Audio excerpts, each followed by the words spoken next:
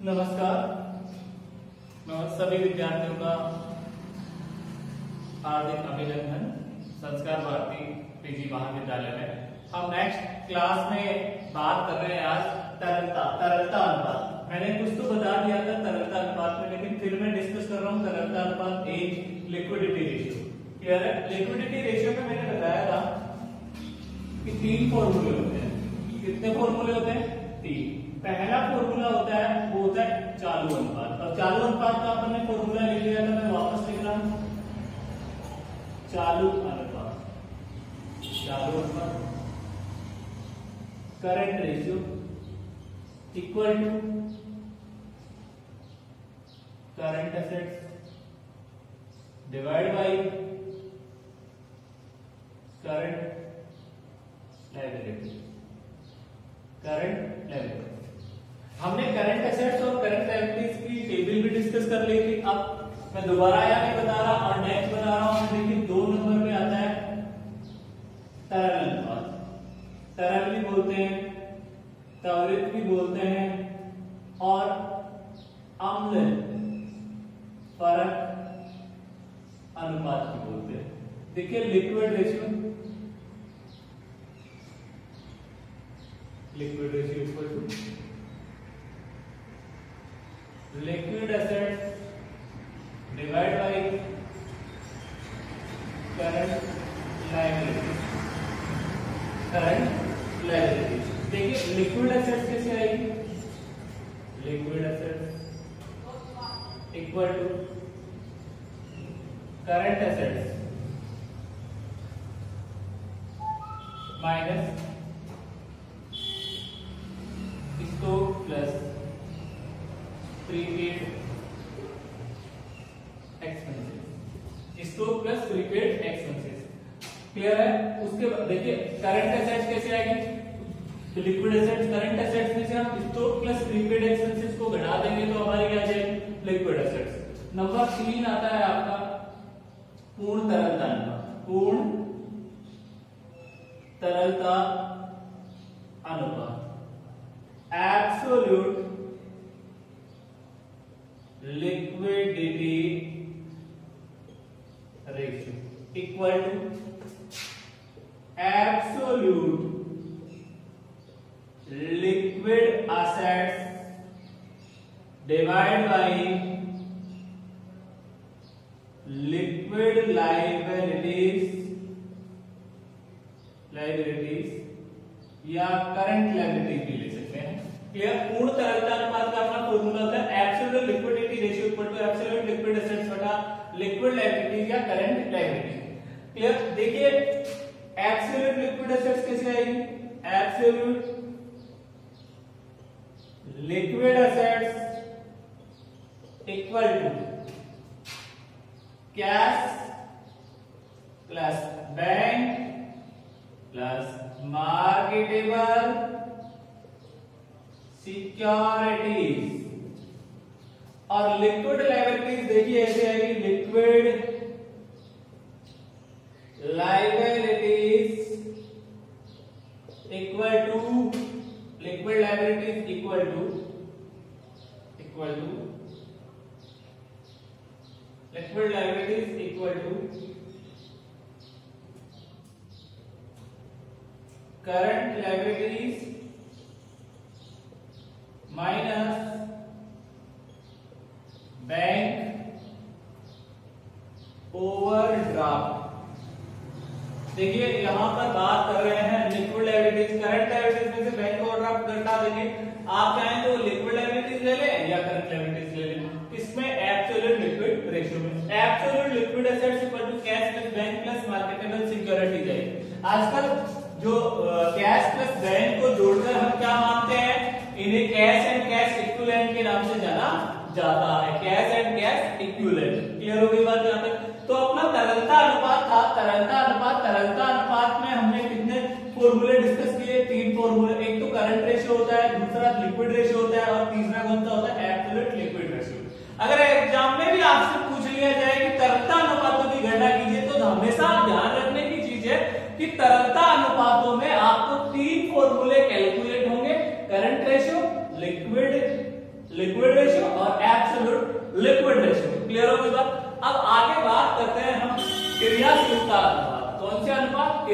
निकालूंगा। देखिए B part, ये ए आपका कंप्लीट है,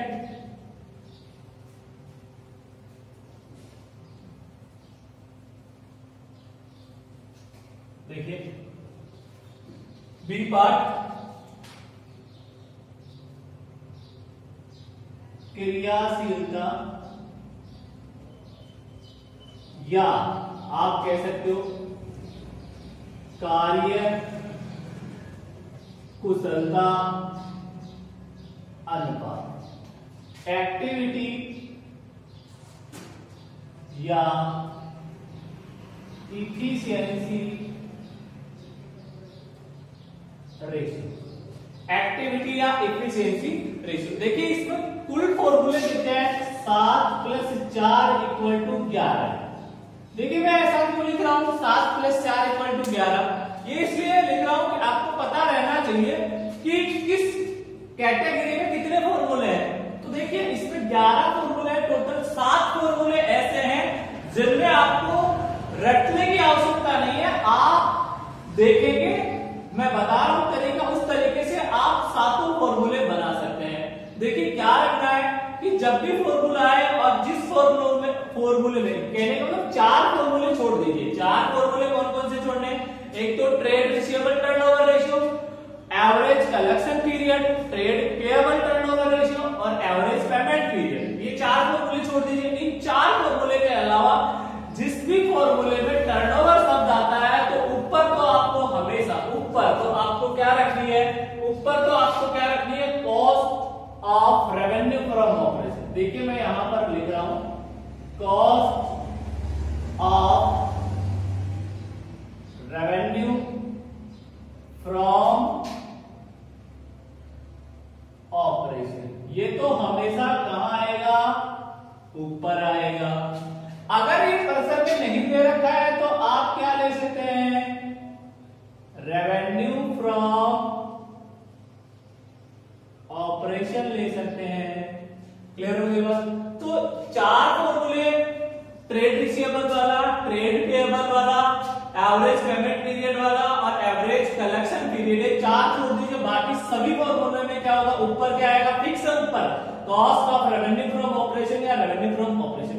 देखिए रेवेन्यू फ्रॉम ऑपरेशन को आजकल क्या बोला जाता है, आजकल सेल्स को क्या बोला जाता है, रेवेन्यू फ्रॉम ऑपरेशन, कंफ्यूज होने की। और जो कॉस्ट ऑफ गुड्स सोल्ड थी उसको बोला जाता है cost of revenue from operation.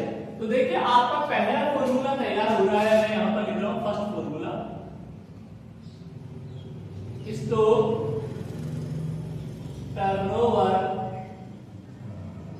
Ratio equal to, मैंने कहा टर्नओवर आएगा तो ऊपर क्या आएगा, cost of revenue from operation या रेवेन्यू फ्रॉम ऑपरेशन, और बटे में आ जाएगा इस टर्नओवर।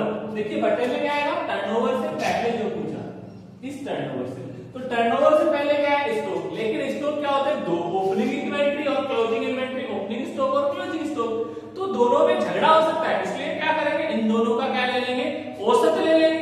तो यहां पर आ जाएगा आपका एवरेज स्टॉक,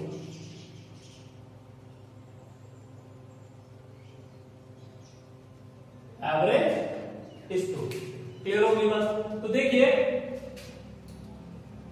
यहां पर कॉस्ट इसे बोलेंगे स्कंद, आवर, स्कंद आवर अनुपात, cost of revenue from operation equal to revenue from operation minus gross profit. देखिए रेवेन्यू फ्रॉम ऑपरेशन में से मैं क्या करूंगा, ग्रॉस प्रॉफिट घटा दूंगा, सकल लाभ तो मेरा क्या आ जाएगा, cost of revenue from operation. देखिए अल्टरनेटिव तरीका है दूसरा, और किसको निकालने का, cost of revenue from operation. देखिए cost of revenue from operation equal to opening stock plus purchase plus direct expenses minus closing stock. अगर मैं ओपनिंग स्टॉक में परचेज को जोड़ देता हूं प्लस डायरेक्ट एक्सपेंसेस को जोड़ देता हूं और माइनस क्लोजिंग स्टॉक कर देता हूं तो दूसरे तरीके से मेरी क्या आ जाती है, दूसरे तरीके से मेरा आ जाएगा आपका cost of revenue from operation. तो देखिए आगे नेक्स्ट पढ़ते हैं अपन, फिर बात करते हैं एवरेज स्टॉक की।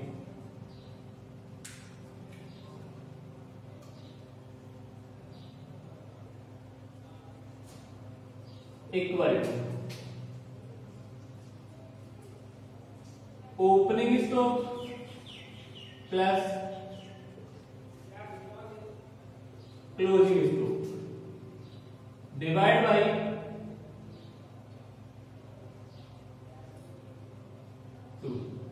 इक्वल टू क्या आ जाएगा आपका एवरेज स्टॉक आ जाएगा। अब देखिए दूसरा नेक्स्ट फॉर्मूले की बात करते हैं। मैंने एक बात बोली आपको, बार बार कह रहा हूं कि जो भी चार फॉर्मूले को छोड़ दीजिए, बाकी जी भी फॉर्मूले में टर्नओवर शब्द आए तो ऊपर क्या आएगा, cost of revenue from operation या रेवेन्यू फ्रॉम ऑपरेशन बटा एवरेज। अब देखिए स्टॉक टर्नओवर रेशियो से ही एक नया फॉर्मूला बना है, स्कंद गति अनुपात स्टॉक वेलोसिटी। देखिए कैसे बना है, नंबर 2 फॉर्मूला,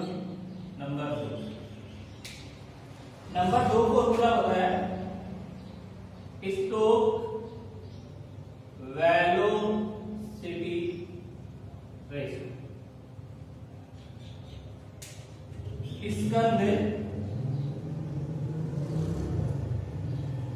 गति अनुपात। देखिए इसका फॉर्मूला क्या होता है, स्कंद गति अनुपात का जो ये फॉर्मूला था इसी को अपोजिट करके मल्टीप्लाई कर दीजिए number of days in year. तो देखिए number of days in year 365। अगर क्वेश्चन में 300 दे रखे हैं तो आप 300 ले लीजिए, अगर क्वेश्चन में 360 दे रखे हैं तो 360 एज्यूम कर लीजिए। अगर क्वेश्चन में नंबर ऑफ डेज नहीं दिए हुए हैं तो आप अपने हिसाब से 365 डेज इन ए ईयर ले सकते हैं।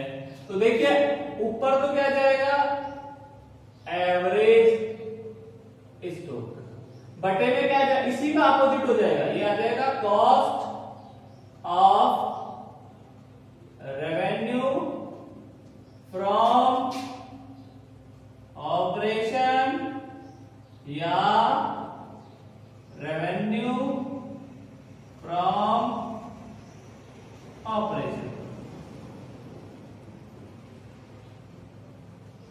देखिए एवरेज स्टॉक बटा cost of revenue from operation या revenue from operation stock velocity. Clear. Third की बात करता हूं मैं, थर्ड ये नंबर 1 हो गया, ये नंबर 2 है, थर्ड है आपका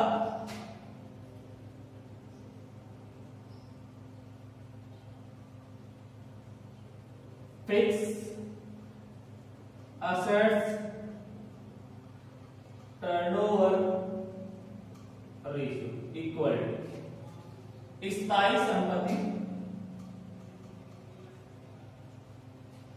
स्थायी संपत्ति आवर्त अनुपात। देखिए इसका फॉर्मूला था आपका स्थायी संपत्ति आवर्त अनुपात इक्वल टू, मैंने आपको क्या बताई कि ऊपर क्या आएगा cost of revenue from operation या रेवेन्यू फ्रॉम ऑपरेशन, और बटे में क्या आ जाएगी इस टर्नओवर। देखिए ये टर्नओवर है, इस टर्नओवर से पहले क्या पूछा फिक्स असेट, तो ये आ जाएगी यहां पर फिक्स असेट। फिक्स असेट में पता है किस चीज को शामिल किया जाता है, इसमें लैंड हो गई, बिल्डिंग हो गई, मशीन प्लांट एंड मशीनरी हो गया आपका। क्लियर। स्थायी संपत्तियां क्लियर है, फिक्स असेट्स। नंबर 4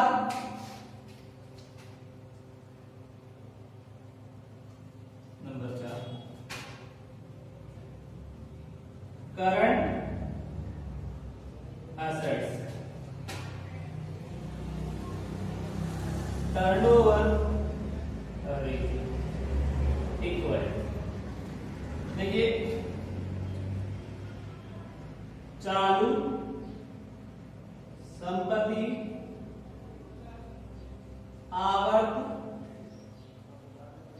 अनुपात, कौन सा रेशियो?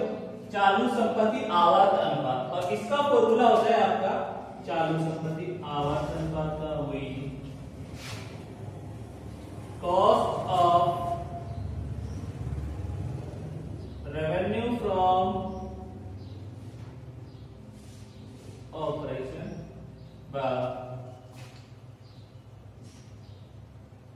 रेवेन्यू फ्रॉम ऑपरेशन बटा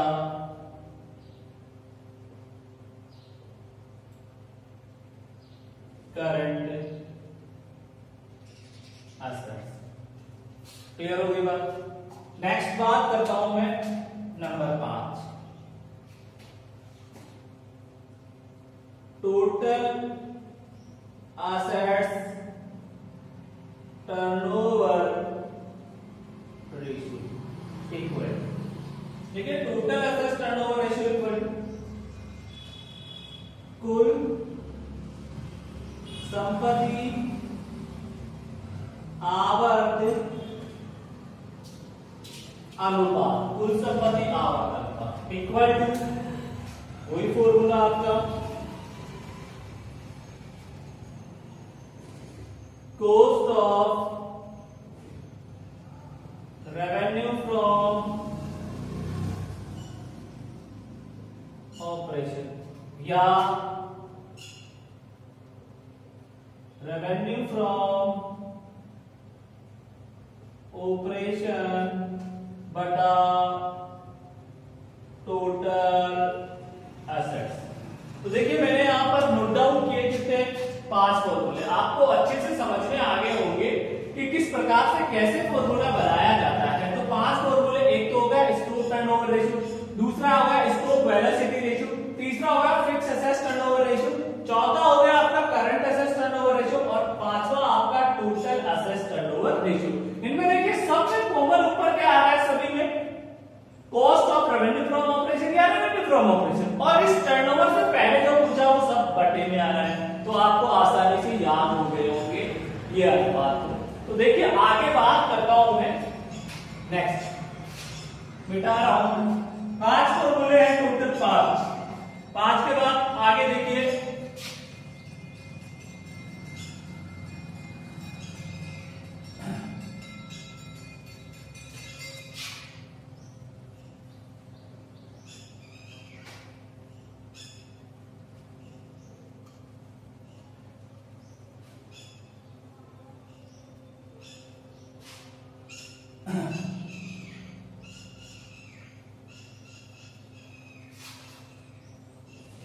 पांच के बाद 6 number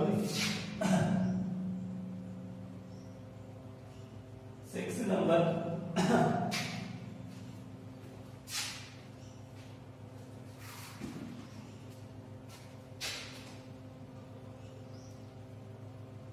working capital turnover ratio, कार्यशील पूंजी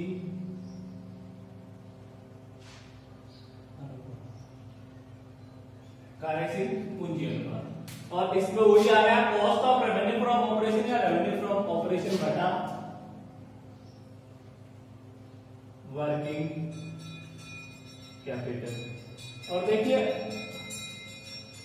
working capital equal to current assets minus current liability. Current assets में से क्या कर देंगे, करंट लायबिलिटीज घटा देंगे तो आपकी क्या आ जाएगी, वर्किंग कैपिटल आ जाएगी। उसके बाद देखिए 7 नंबर का formula, 7 number capital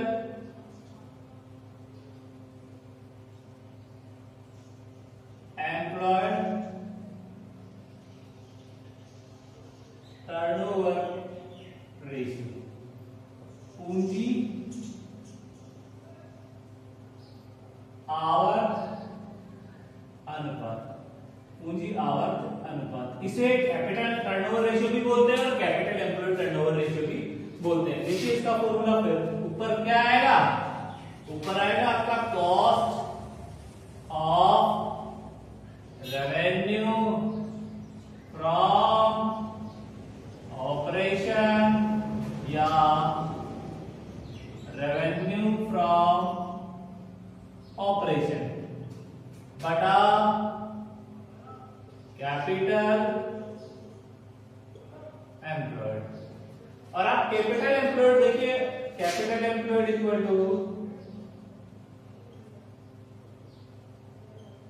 total assets minus current liabilities. Current liabilities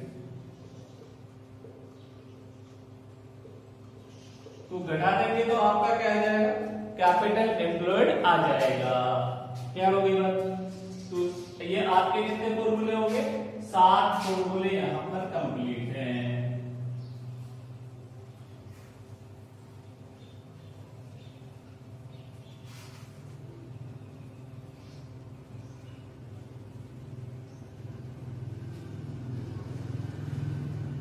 आठ नंबर का फॉर्मूला देखिए आप,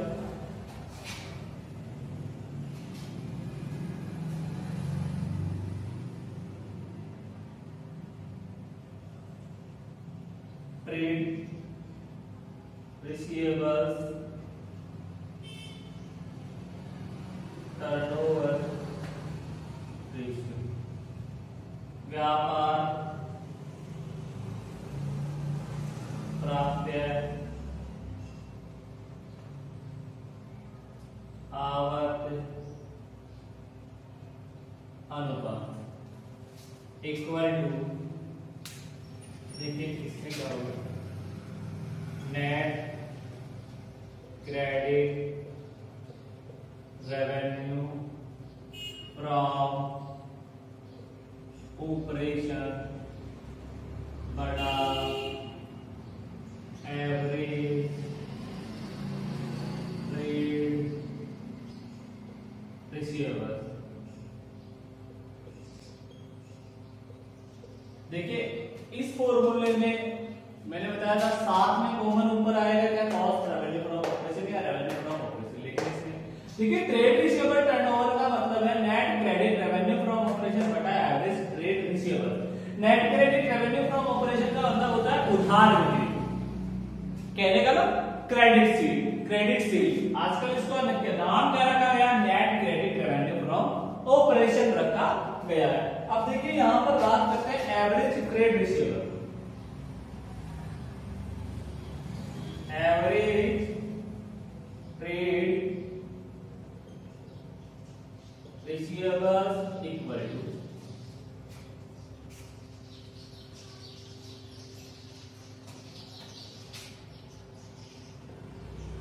opening trade receivables plus closing trade receivables divide by 2। तो आपका क्या आ जाएगा, एवरेज ट्रेड रिसीवेबल्स आ जाएगा। ट्रेड रिसीवेबल में देखो आजकल ओपनिंग जो ट्रेड रिसीवेबल होता है उसमें बिल्स रिसीवेबल और डेटर्स को शामिल किया जाता है। अब बात आती है 9 नंबर का, और 9 नंबर था इसी से बना एवरेज कलेक्शन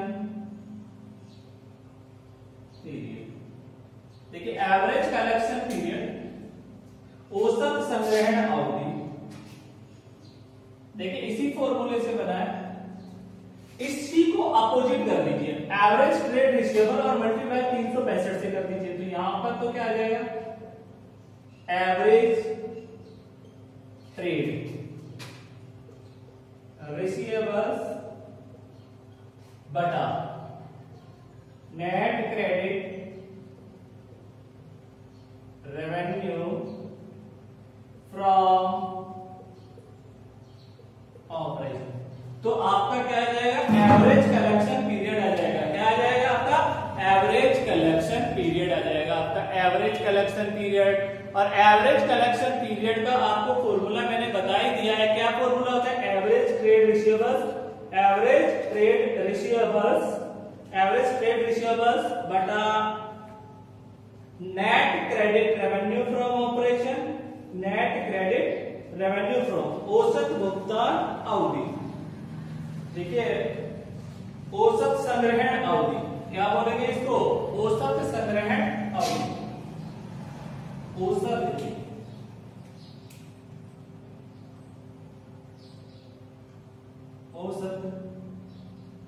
संग्रहण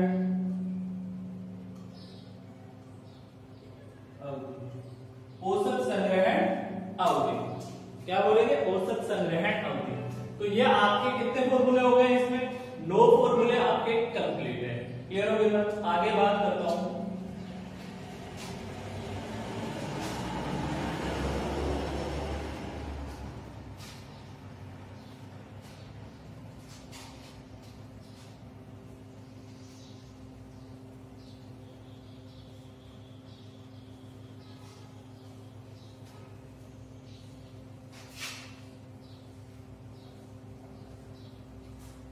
नोट 10 नंबर का फॉर्मूला देखिए। 10 नंबर का फॉर्मूला था आपका व्यापार देय आवर्तन अनुपात। 10 नंबर व्यापार देय आवर्तन अनुपात trade payable turnover rate equal to, देखिए इक्वल टू क्या फॉर्मूला था? Net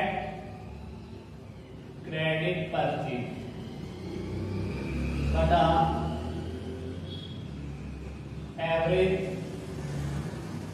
trade payable. और देखिए इसी से बना है 11 नंबर का फॉर्मूला। 11 नंबर एवरेज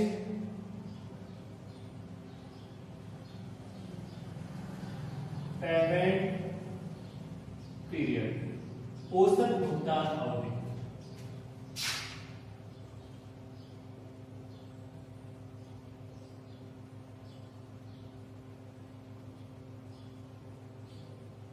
औसत भुगतान अवधि, और इसका फॉर्मूला था आपका इसी का अपोजिट और मल्टीप्लाई किससे? 365। तो ये आ जाएगा एवरेज ट्रेड पेएबल्स बटा नेट क्रेडिट परचेज। और देखिए एवरेज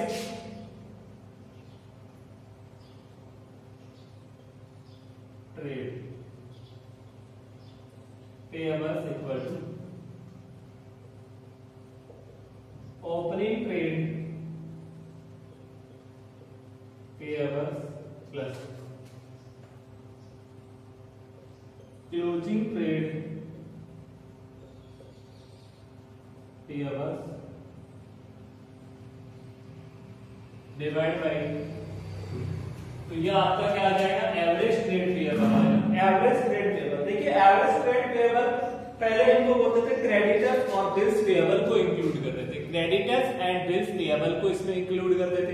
क्लियर हो गया? तो ये आपने क्रियाशीलता या कार्यकुशलता अनुपात के रूल्स तैयार हो गए। टोटल 7 + 7 = 11 फॉर्मूले कंप्लीट हो गए और मैंने तरीके से बता दिया। आप तरीके से इनको याद कीजिए और कोई भी क्वेश्चन करना है वो आसानी से हम कर सकते हैं अगर अपने को फॉर्मूला याद है। अब बात करते हैं हम लाभदायकता अनुपातों की। मैं कह रहा हूं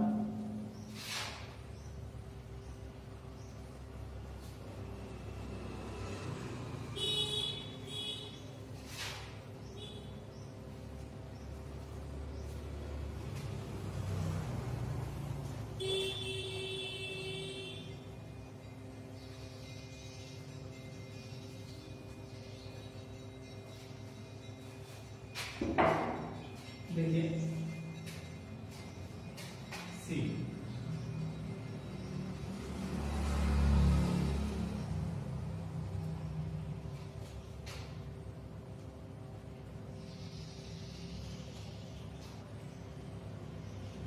प्रॉफिट एबिलिटी रेशियो।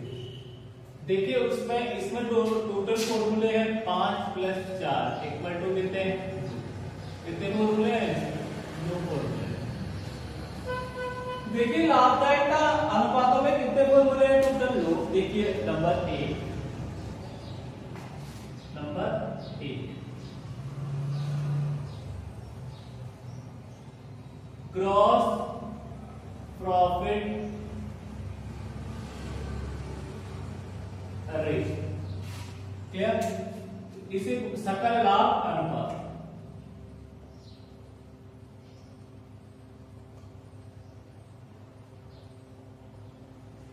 सकल लाभ। देखिए ग्रॉस प्रॉफिट रेशियो का आपका फॉर्मूला है gross profit ratio equal to, ये तो ऊपर आ जाएगा ग्रॉस प्रॉफिट मल्टीप्लाई होगा 100 से और बटे में आ जाएगा आपका रेवेन्यू फ्रॉम ऑपरेशन, या आप क्या ले सकते हैं? सेल्स ले सकते हैं। तो ये आ गया आपका gross profit ratio equal to gross profit बटा रेवेन्यू फ्रॉम ऑपरेशन इनटू 100। फिर देखिए आपका नंबर 2। अब देखिए ग्रॉस प्रॉफिट कैसे आता है? Equal to revenue from operation minus cost of revenue from operation, cost of revenue from operation. तो ये क्या करेंगे? हम घटा देंगे किसमें से? रेवेन्यू फ्रॉम ऑपरेशन में से घटा देंगे। देखिए आगे की बात कर रहा हूं मैं, number 2 formula. Number 2 net profit ratio, शुद्ध लाभ अनुपात इक्वल टू, देखिए शुद्ध लाभ अनुपात इक्वल टू वो यहां क्या आएगा? नेट प्रॉफिट बटे में क्या आ जाएगा? Revenue from operation. क्लियर हो गई बात? चलिए आगे नंबर 3 पे देखिए ऑपरेटिंग रेशियो। ऑपरेटिंग रेशियो बोले तो परिचालन अनुपात, और परिचालन अनुपात का फॉर्मूला था आपका ऑपरेटिंग कॉस्ट बटा रेवेन्यू फ्रॉम ऑपरेशन इनटू 100। देखिए ऑपरेटिंग कॉस्ट कैसे आएगी? Operating cost equal to cost of revenue from operation plus क्या करेंगे? Operating expenses. ऑपरेटिंग एक्सपेंसेस, अब ऑपरेटिंग एक्सपेंसेस में क्या क्या इंक्लूड किया जाता है? दोनों भी देख लीजिए। ऑपरेटिंग एडमिनिस्ट्रेशन एक्सपेंसेस या ओपिक्स एक्सपेंसेस, इसको जोड़ देंगे। सेलिंग एंड डिस्ट्रीब्यूशन एक्सपेंसेस,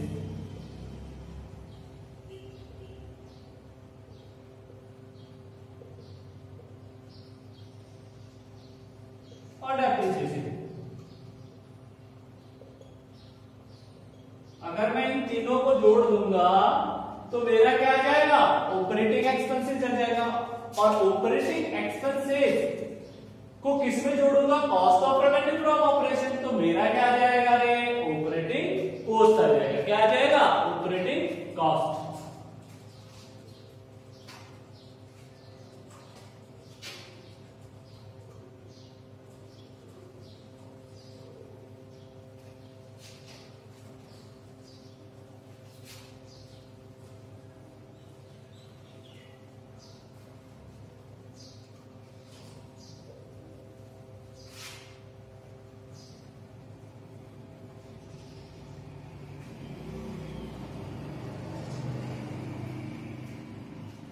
अब बात करते हैं फॉर्मूला नंबर 4।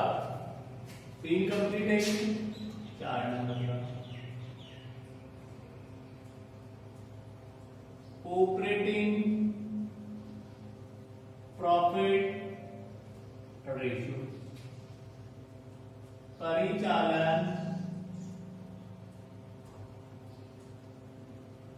लाभ अनुपात। Operating profit ratio equal to operating profit बटा रेवेन्यू फ्रॉम ऑपरेशन इनटू 100। तो देखिए ऑपरेटिंग प्रॉफिट कैसे आएगा, operating profit equal to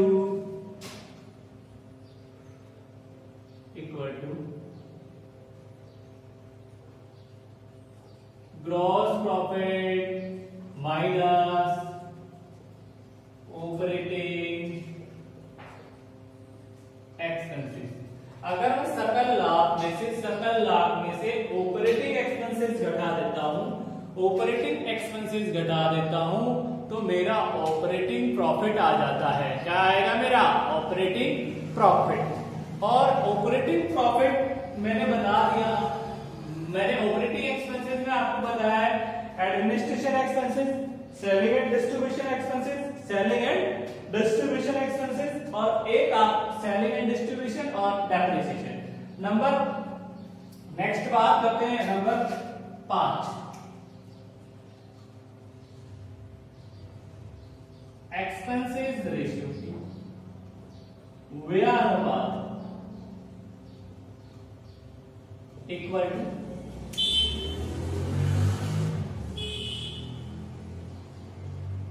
expenses बटा रेवेन्यू फ्रॉम ऑपरेशन इनटू 100। तो ये आपका क्या आ जाएगा, एक्सपेंसेस रेशियो। क्लियर हुई? 5 फॉर्मूले आपके यहां पर कंप्लीट है। उसके बाद देखिए नेक्स्ट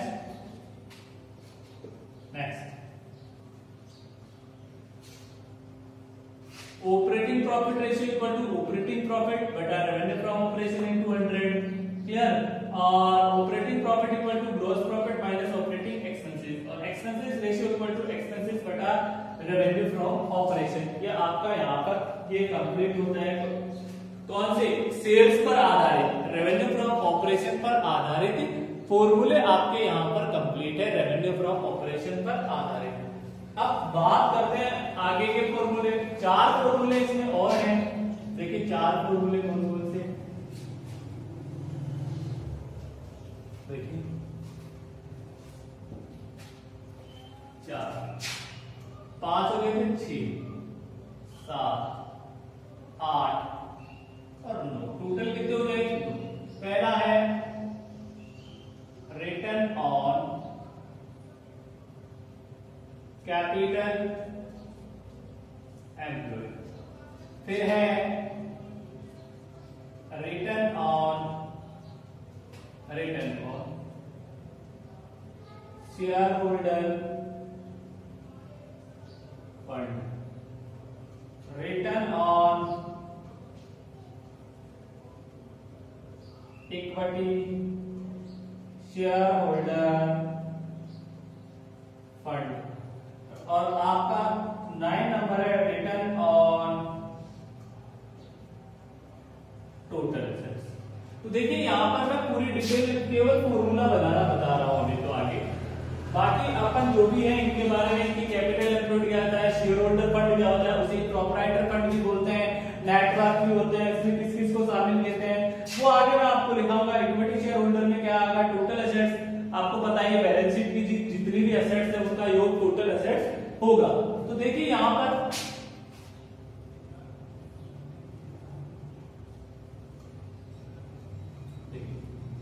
देखिए मैं यहां पर एक चीज बता रहा हूं, इसको ध्यान से देखिए।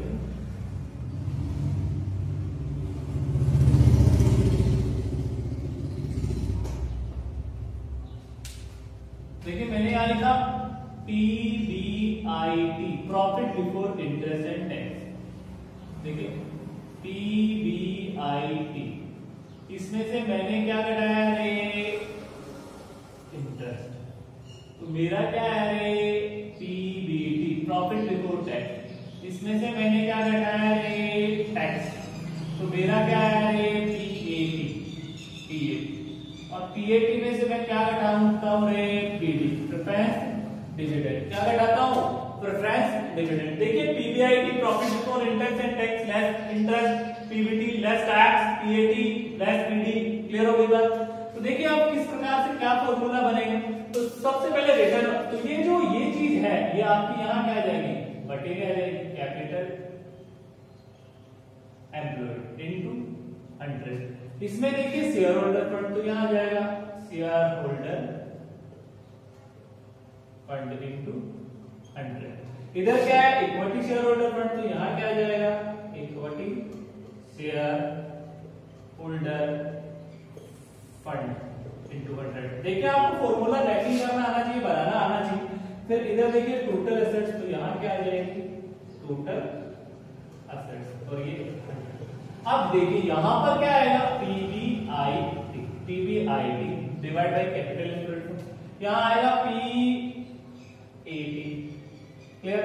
यहाँ आ जाएगा आपका PAT माइनस PD, और ये आ जाएगा PAT, प्रॉफिट आफ्टर टैक्स। देखिए PAT का मतलब होता है प्रॉफिट आफ्टर टैक्स। क्या फॉर्मूला होगा, प्रॉफिट आफ्टर टैक्स फॉर्मूला होगा, प्रॉफिट आफ्टर टैक्स। देखिए सबसे पहले 6 नंबर था return on total assets, return on, देखिए return on capital employed PBIT बटा कैपिटल एम्प्लॉयड, PBIT बटा कैपिटल एम्प्लॉयड।